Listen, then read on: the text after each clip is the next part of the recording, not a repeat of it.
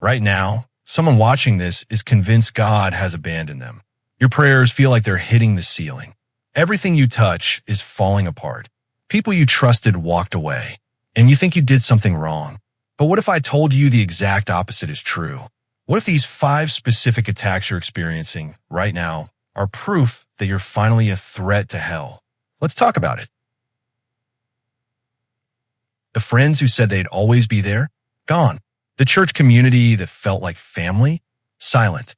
Even your own family thinks you've changed too much. Here's what's really happening. God is pruning your circle because where you're going, they can't follow. Not because they're bad people, because they're not called to your assignment. Jesus said it in Matthew 10, verse 36. A man's enemies will be the members of his own household. That's not poetry. That's prophecy. When God gives you a kingdom assignment, he removes the people who will slow you down, distract you, or talk you out of it. This isn't rejection. It's divine protection. The enemy wants you to think isolation means God left.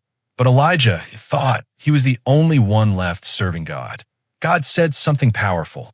I have 7,000 others who haven't bowed to Baal. Your loneliness is temporary. Your assignment is eternal.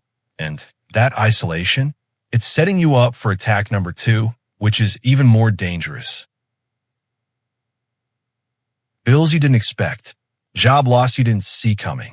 Opportunities that fell through at the last second. And now you're questioning if you heard God right. Listen carefully. The devil doesn't attack your bank account because you're broke. He attacks it because he knows if he can control your wallet, he controls your worship. Remember when Jesus was in the wilderness? Satan's second temptation wasn't random. It was about provision. Turn these stones to bread, he said. Translation, take care of yourself. God's not coming through. But Jesus said this, man shall not live by bread alone, but by every word from the mouth of God. Philippians 4, verse 19. My God will supply all your needs according to his riches in glory. Not according to your job, not according to the economy, according to his riches.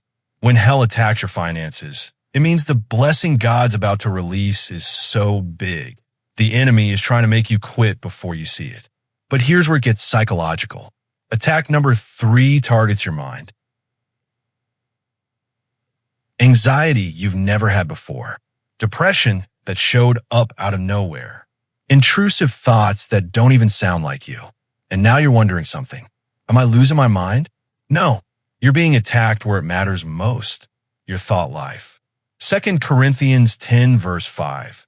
We demolish arguments and every pretension that sets itself up against the knowledge of God. And we take captive every thought to make it obedient to Christ. Why does Paul say, take captive? Because thoughts don't belong to you just because they're in your head. The enemy plants thoughts like these. You're not good enough. God's mad at you. You'll never change. Just give up. And if you don't capture them, they'll capture you. Jesus was tempted in the wilderness for 40 days. Every single temptation started with doubt. If you are the Son of God, the devil said. The devil doesn't need you to deny God. He just needs you to doubt yourself long enough to quit. Romans 12, verse 2. Be transformed by the renewing of your mind. Not your circumstances, your mind. But attack number 4 is where most people actually quit. He said breakthrough was coming. It didn't come. He said healing. You're still sick. He said restoration. You're still broken. And now you're tired of waiting. Here's the brutal truth. Hell doesn't fear your faith when you're winning. Hell fears your faith when you're waiting. Abraham waited 25 years for Isaac. Joseph waited 13 years in prison. Moses waited 40 years in the desert. Jesus himself waited 30 years before ministry. Habakkuk 2, verse 3. For the vision is yet for an appointed time. Though it tarries, wait for it, because it will surely come. The delay is not a denial. The delay is preparation. God isn't late. You're just early. And the enemy knows that if he can make you quit during the waiting period, you'll never see what God had planned on the other side. And that brings us to the final attack, the one that reveals exactly why hell is so terrified of you. Prayer feels heavy. Worship feels forced. The Bible feels like words on a page. You're not backslidden. You're battle-worn.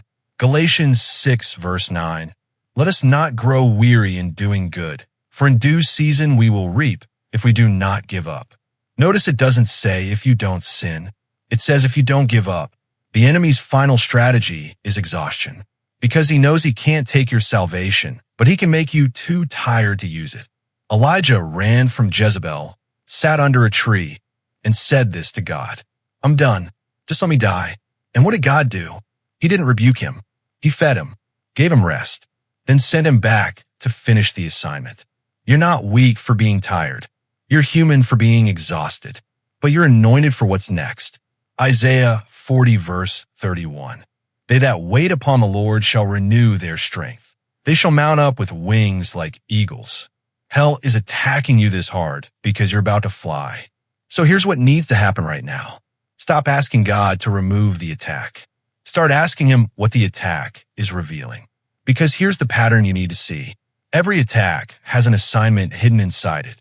The isolation, that's God teaching you to hear his voice above everyone else's opinion. You need that skill for what's coming. The financial pressure, that's God breaking your dependency on security so you can walk in total faith. The blessing he's preparing requires that level of trust. The mental warfare, that's God training your mind to recognize the enemy's voice versus his voice. You'll need that discernment in your next season. The delayed promises, that's God developing patience and endurance in you. Because the promise is so big, you need the character to steward it. The spiritual fatigue, that's God showing you that your strength was never enough anyway. You were always meant to operate in his strength, not yours. Here's your practical assignment for the next 24 hours. Pick one of these 5 attacks you're experiencing right now. Just one. And instead of praying for God to remove it, pray this instead. God, what are you teaching me through this? What weakness in me is this attack exposing? What strength are you building in me that I'll need for my assignment? Write down what he shows you, not what sounds spiritual, what he actually reveals. Then do this. Thank him for the attack. Out loud. I'm serious. Thank you, God, that the enemy sees me as a threat. Thank you that I'm worth attacking. Thank you that this warfare means I have an assignment that terrifies hell. James 1 verse 2 says this. Count it all joy when you face trials of many kinds, because the testing of your faith produces perseverance. Not if you face trials. When you face trials, God already knew you'd be watching this video right now, under attack, wondering if you can make it. And his answer is this. You're not just going to make it. You're going to come out of this more dangerous to the kingdom of darkness than you've ever been. The enemy doesn't waste arrows on people who aren't a threat. Your warfare is proof of your worth. Your battle is proof of your blessing. Your struggle is proof of your strength. Now, stop letting the enemy convince you that you're losing. You're not being destroyed. You're being deployed.